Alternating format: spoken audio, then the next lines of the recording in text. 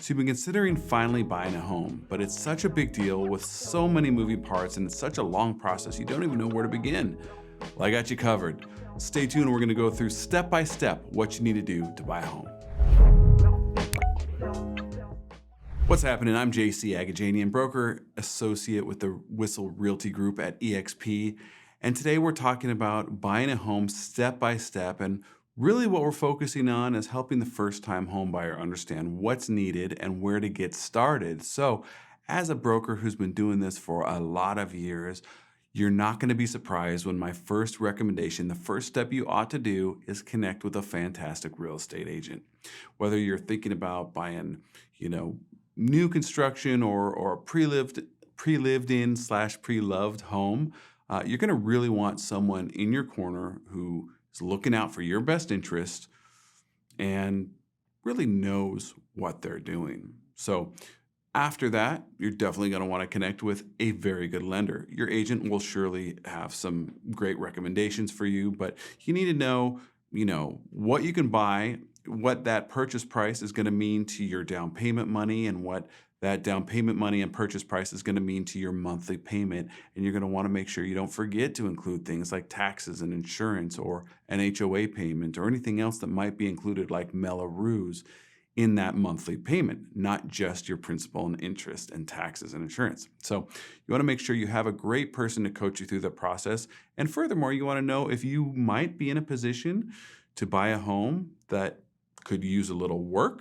and make it your own, maybe get a better deal up front, or if you're not going to have that leeway and you really have to find a place that's turnkey, as we say. So clearly the next thing you're going to want to do is to think about what areas you really like and that you're invested in, and what you want. What kind of amenities do you need? What kind of shops and restaurants do you want to have available to you? Are they already in an area that you have in mind? If not, are they coming soon? Are there build-outs taking place? How far away from the things that you really like to do is this area that you're looking at? If you've got kids or if you're planning on having kids, you also want to consider the schools and the school districts that you're a part of. What kind of public schools are around? If you want to go private, is there going to be a long commute to the private school that you think you might like the most? There's all kinds of things to consider when making this first purchase. Are you going to move into an area that has a homeowners association and such a homeowners association payment? Living in an HOA can really change the way your daily life is and your level of comfortability. So for some people, it's actually perfect. It's what they're looking for. And other people, they wouldn't want it at all. So know where you stand on that. Now, let's really focus in on the area that you want to live in. Are we going to go for a new build or pre-loved like we talked about up front?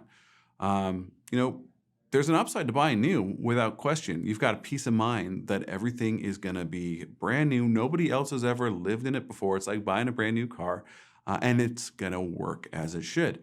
Top of that, most home builders are obligated by the state, depending on which state you're in. We're in California here, to have at least a 10-year warranty on material defects and construction processes. So they're going to extend that to you as the buyer of a new property for that first time. Things like fit and finish warranties, major appliances, roof, foundation, just about anything you can think of is going to be covered because it's new construction. The downside is that you're definitely going to be paying a premium. There is usually not a ton of wiggle room as far as negotiations. You want to make sure that you've got a highly reputable builder and that's somebody you've heard of before and has a good track record, preferably somebody who is maybe even traded on the stock exchange, and that that they're going to continue to stay in business in your area in the future. So that's kind of, the new versus pre-owned type of deal with homes. Now we're going to really focus on what you're looking for in the property. So what are your must-haves? You've got to communicate this to your agent, and you want to, get the basics first of all, like bed, bath count, whether you think you're looking at a condo, a townhome, a single-family home, a multifamily home, and make sure you communicate everything that you just really couldn't imagine yourself living without. And hopefully you found a fantastic agent who's going to be sending you properties that specifically match the conversation that you've had up front. that fits your criteria, and it's just going to be easier than going on the millions of various home search sites that there are online. And frankly, once you start doing that, you're also going to be reached out to by a ton of other agents when you've already selected one to help you. So that's the searching process. And so after you've got your search set up and you want to go shopping in person. So you want to see as many homes as you can. Even if you think there's a property that checks a lot of boxes, but not all of them, and maybe it's not quite a perfect fit, go see it anyways. First of all, there's a thing called a house count. And believe it or not, a lot of buyers just have to see maybe a certain number in their mind, or maybe there's no number, but they have to have some homes under their belt before they feel comfortable moving forward and writing an offer on a property. This can be conscious or subconscious. So I've actually had people tell me, like, I need to see at least 10 or 15 homes before I'm going to feel comfortable writing a home. And this is even if that first home they saw was perfect. They're just not going to do it. They need to get some homes under their belt. That may not be you, but there could be some degree of that there. So make sure that you see anything that looks close to a perfect match. Doesn't have to be a perfect match, but close to a perfect match, because we often find that sometimes people fall in love with homes they almost didn't even want to go see. So make sure you're open-minded about showings. And now you've actually found the property. Now what? Well, it's time to write up that offer, right? So it's contract time. And in every state and county, even down in the cities, there's various different purchase agreements. But here's the main thing. Obviously, you're going to have purchase price. You're going to have a timeline. How soon are you going to close escrow? And then there's various what we call contingency periods, or kind of checklists of things that need to do, and some of them have various deadlines within the total close of escrow period. You got to make sure that you include anything you want. For example, if there's appliances there that you love them to leave behind, well, sellers aren't obligated to, but you can write that into the contract and ask them to leave that behind as well. There's an earnest money deposit, which is going to be due right away within the first 3 days. Now, your actual down payment money and your closing costs, all that stuff isn't due until the end of escrow. But that earnest money deposit, which is refundable, is due right away. So we're going to write in the contract how much that's going to be. It should be a minimum of about 1%, sometimes up to 2 or 3% of that purchase price. So, this is the overall run through. Your agent will coach you through writing up your offer, getting it to you for signatures, submitting it, having good rapport with the agent on the other side of the transaction. And typically, we're going to find out within 1 to 3 days what sort of response we have from that seller, and get either an acceptance or a counteroffer on that property. So moving forward again past the negotiation phase, and we go to an accepted offer. Congratulations, you've got a contract on the house you want. You just got a call from your agent, you got the good news, and you're excited, but what now? It's time to get to work, right? Well, anytime you buy a home, you've got to get a home inspection. There's no obligation per the state or the city telling you you have to do this, but you've got to do it. You want to take the escrow period, which is specifically designed for your due diligence, so that you can get up to speed to knowledge on the property as close to the same level of knowledge that the seller has. That's what this is for. And that home inspection is going to be a huge piece of that puzzle. So even if you're buying a new build, new construction, a home inspection will oftentimes come up with things that maybe are just little bullet point checklist things that builder needs to do. But they're going to go through the home with a fine-tooth comb, and it's their job to find anything they can wrong with the property. So it's good to have someone like that on your team looking for things. Now, because of that, you are, without question, whether it's a new construction or a pre-lived-in home, you're going to have a lengthy inspection report, and there's going to be a million things that inspector calls out. We are not here to throw the entire report at the seller and say, fix it all, because especially for older homes, the majority of these things are going to be things that were perfectly fine when the home was built, but maybe is out of code now. Well, it's not a seller's job to bring everything up to code to today. It's just to make sure that there's no real health or safety hazards in the home.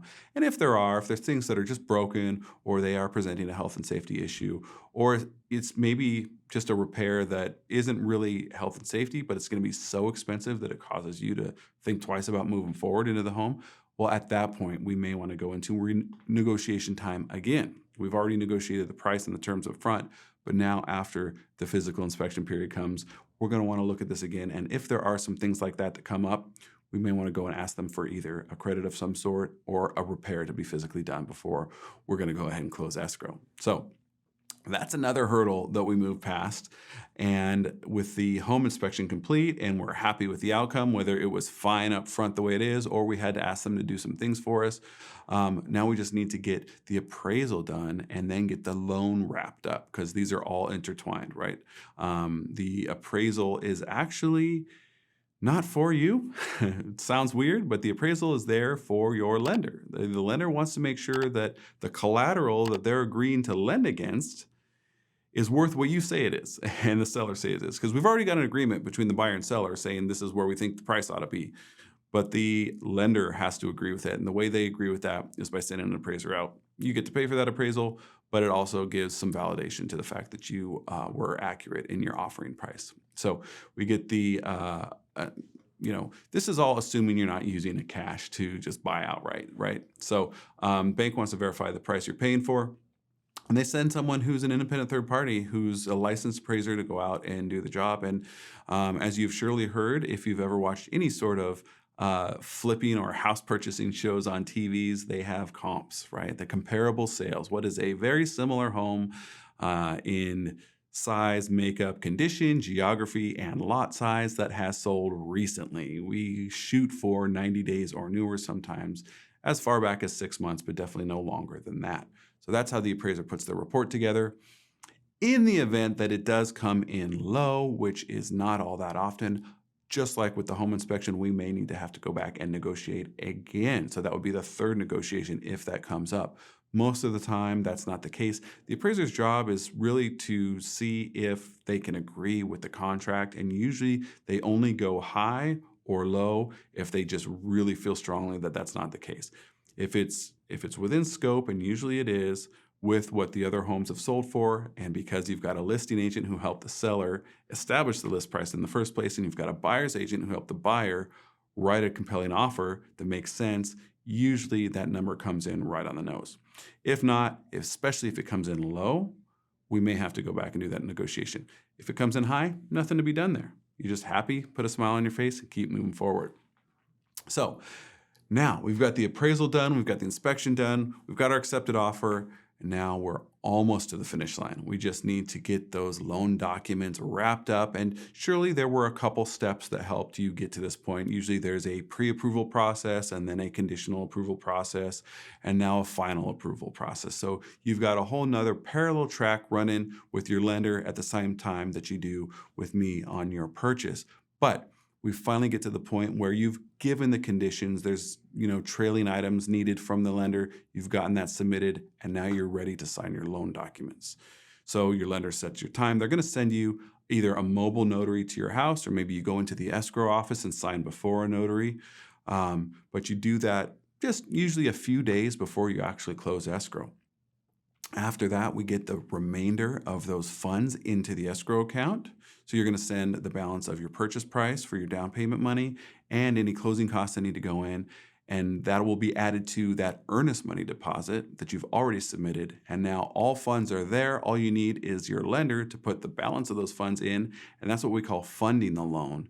And that usually happens right at the end, right before we close escrow, because once the loan is funded, the only thing that really needs to be done is to have your title officer run down to the county recorder, present the file to the recorder, and get it confirmed. So they confirm the recording of the transaction with the county.